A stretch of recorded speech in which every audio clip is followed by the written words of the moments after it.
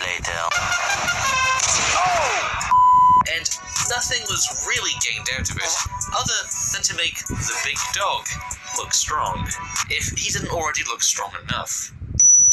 Although it solidified Reigns as a top-tier star, arguably the greatest win of Roman Reigns' career. Maybe the greatest win for Roman Reigns'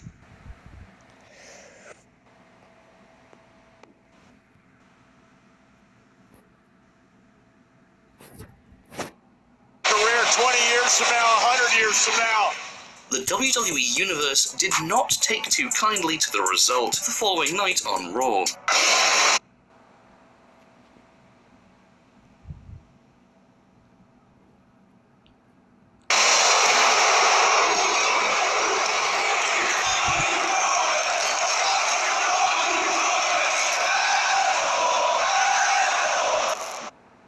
Hey guys, it's SpongeRobert9 here, and I'm the coolest guy in town. And I'm met with the second coolest guy in town. Yeah, that's right. I'm the second coolest. And if any of you... Wait. We got pair of teams. Here, pick purple right now. Purple.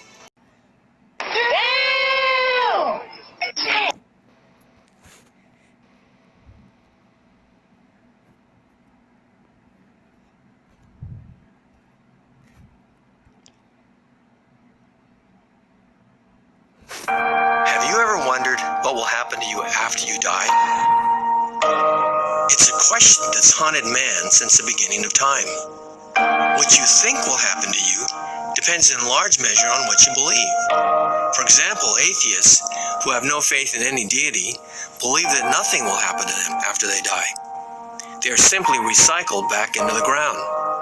Hindus believe in many gods. They actually believe in millions of gods. And they believe that after you die, you are reincarnated or reborn as someone else. Buddhists also believe in reincarnation. They believe that after you die, you will be reborn into one of 6 different realms. You can be reborn as a god, a demigod, a human, a ghost, an animal, or a creature from hell. What you come back as all depends on how you lived your life. If you were good, you would come back in a higher life form, but if you were bad, you'd be in big trouble. In Islam, Muslims believe in only one God, whom they call Allah. And they believe that after you die, you will either go to heaven or hell. According to the Hadith, which is a collection of sayings by the Prophet Muhammad, after you die,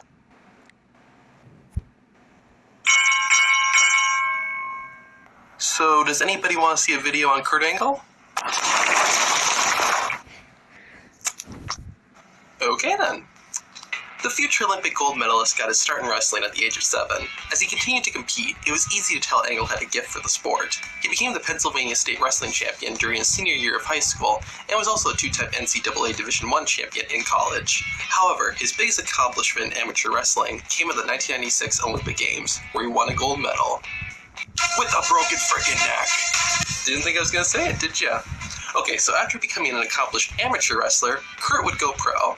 His first major stint in professional wrestling came a few months after his victory at the Olympics, when he appeared at an ECW event. He didn't compete, but provided an interview and guest commentary. His involvement in ECW ended up going under the radar, as at that same event, Kurt Angle had also received an offer from WWE. The contract WWE presented him was for 10 years, and Angle may have taken it, but one of his conditions was that he could never lose. Of course, WWE wasn't okay with that, and things fell through. Fast forward to 1998, and Kurt Angle found new inspiration for pro wrestling, especially when he saw Stone Cold Steve Austin. He tried out with WWE and was signed to a 5-year contract. He picked things up extremely fast and quickly started performing in WWE's development promotions, as well as a few outside organizations. Finally, in March of 1999, Kurt Angle would make his first appearance on WWE TV. During a segment on Sunday Night Heat, Tiger Ali Singh tried to bribe Angle to blow his nose on the American flag. Kurt immediately took the money and blew all over the flag. Of course, that's not what happened. He instead blew over the Indian flag and threw Singh down onto the mat. Angle wouldn't appear on TV for a while following this, and mainly performed in untelevised matches. Finally though, at the 1999 Survivor Series, Kurt Angle had his first match in WWE. The first man to enter the ring was Angle's opponent, Shawn Stasiak. After an introduction from Howard Finkel, Kurt Angle came out to his iconic entrance music, minus the "You Suck" chants. Even with his appearance earlier in the year, and all the promos hyping up his in-ring debut, Kurt Angle didn't receive much of a reaction from the crowd.